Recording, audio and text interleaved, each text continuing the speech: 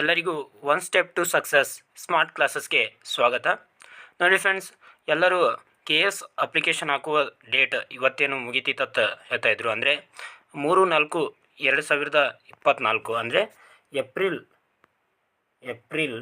3ರಂದು last ಡೇಟನ್ನು ಕೊಡಲಾಗಿತ್ತು. ಯಾವುದಕ್ಕೆ? K S application ಅರ್ಜಿ ಸಲ್ಲಿಸಲು. ಆದರೆ ಪ್ರಸ್ತುತ ಪತ್ರಿಕಾ ಪ್ರಕಟಣೆಯನ್ನು ಹೊರಡಿಸುವುದರ ಮೂಲಕ ಏನು ಮಾಡಲಾಗಿದೆ ಅಂದರೆ ಅಪ್ಲಿಕೇಶನ್ ಹಾಕುವಂಥ ಡೇಟನ್ನು ಎಕ್ಸ್ಟೆಂಡ್ ಮಾಡಲಾಗಿದೆ. ಯಾವಾಗ ಮಾಡಲಾಗಿದೆ ಅಂತ ನೋಡ್ತಾ ಬರೋದಾದರೆ ಇಲ್ಲಿದೆ ನೋಡಿ.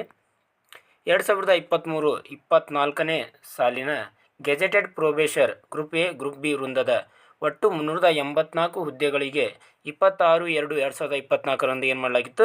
ಅಧಿಸೂಚನೆಯನ್ನು ಹೊರಡಿಸಲಾಗಿತ್ತು. ಅದರಲ್ಲಿ ಏನು ತಪ್ಪು ಮಾಡಲಾಗಿತ್ತು ಅಂದರೆ ಕಮರ್ಷಿಯಲ್ ಟ್ಯಾಕ್ಸ್ ಇನ್ಸ್ಪೆಕ್ಟರ್ ಅಂತೇಳಿ ಏನು ಪೋಸ್ಟ್ ಏನಿದ್ದಲ್ಲ, ಅದರಲ್ಲಿ ಕಮರ್ಷಿಯಲ್ ಟ್ಯಾಕ್ಸ್ ಇನ್ಸ್ಪೆಕ್ಟರ್ ಅಂತ ಕೊಡಲಾಗಿತ್ತು. ಅದು ಕಮರ್ಷಿಯಲ್ ಟ್ಯಾಕ್ಸ್ ಇನ್ಸ್ಪೆಕ್ಟರ್ ಅಲ್ಲ, ಕಮರ್ಷಿಯಲ್ ಟ್ಯಾಕ್ಸ್ ಆಫೀಸರ್ ಅಂತ ಆಗಬೇಕಾಗಿತ್ತು ಅಂತೇಳಿ ಅದನ್ನು ತಿದ್ದುಪಡಿಯನ್ನು ಮಾಡಲಾಗಿದೆ. ನಂತರ ಏನು ಮಾಡಲಾಗಿದೆ ಅಂದರೆ ಅರ್ಜಿ ಸಲ್ಲಿಸುವ ತಿದ್ದುಪಡಿ ಸಲುವಾಗಿ 2/4/2024ರಂದು ತಿದ್ದುಪಡಿ ಅಧಿಸೂಚನೆಯನ್ನು ಹೊರಡಿಸಲಾಗಿರುತ್ತದೆ.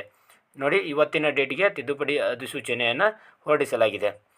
ಹಾಗೂ ಸದರಿ ಹುದ್ದೆಗಳಿಗೆ ಅಭ್ಯರ್ಥಿಗಳು ಅರ್ಜಿ ಸಲ್ಲಿಸಲು ಕೊನೆಯ ದಿನಾಂಕವನ್ನು 15/4/2024ರವರೆಗೆ ಮುಂದೂಡಲಾಗಿದೆ. ಅಂದರೆ ಎಕ್ಸಾಮ್ ಅಪ್ಲಿಕೇಶನ್ ಹಾಕುವಂಥ ಡೇಟನ್ನು ಏನು ಮಾಡಲಾಗಿದೆ? ಎಕ್ಸ್ಟೆಂಡ್ ಮಾಡಲಾಗಿದೆ.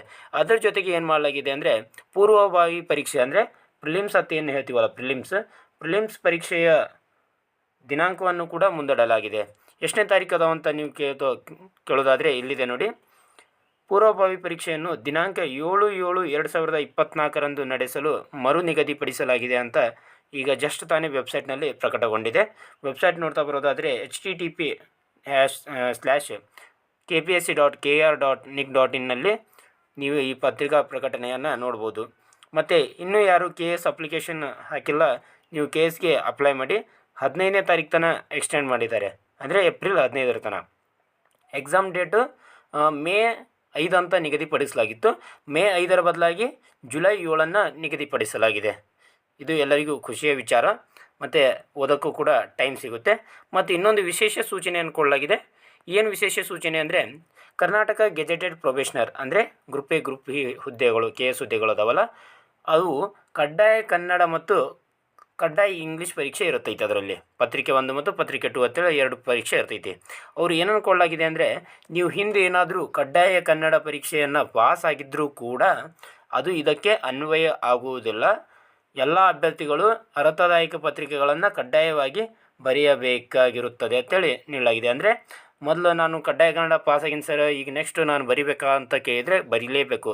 ಕಡ್ಡಾಯ ಕನ್ನಡನೂ ಬರಿಬೇಕು, ಕಡ್ಡಾಯ ಇಂಗ್ಲೀಷ್ನೂ ಬರಿಬೇಕು. ಅದು ಇದಕ್ಕೆ ಅನ್ವಯ ಆಗಲ್ಲ. ಇದೇ ಬೇರೆ, ಅದೇ ಬೇರೆ. ಇನ್ನೂ ಯಾರ್ಯಾರು ಅಪ್ಲೈ ಮಾಡಿಲ್ಲ ಬೇಗನೆ ಅಪ್ಲೈ ಮಾಡಿ. ಮತ್ತು ಸಿಲೆಬಸ್ ಏನೇನಿರುತ್ತೆ ಅಂತ ನೀವು ಕೇಳಿದರೆ ಇಲ್ಲಿ ಹಿಂದಿನ ಕ್ಲಾಸ್ನಲ್ಲಿ ನಾನು ಸಿಲೆಬಸ್ ಬಗ್ಗೆ ಹೇಳಿದ್ದೀನಿ. ಆ ವಿಡಿಯೋನೂ ಕೂಡ ನೀವು ನೋಡ್ಬೋದು. ಧನ್ಯವಾದಗಳು.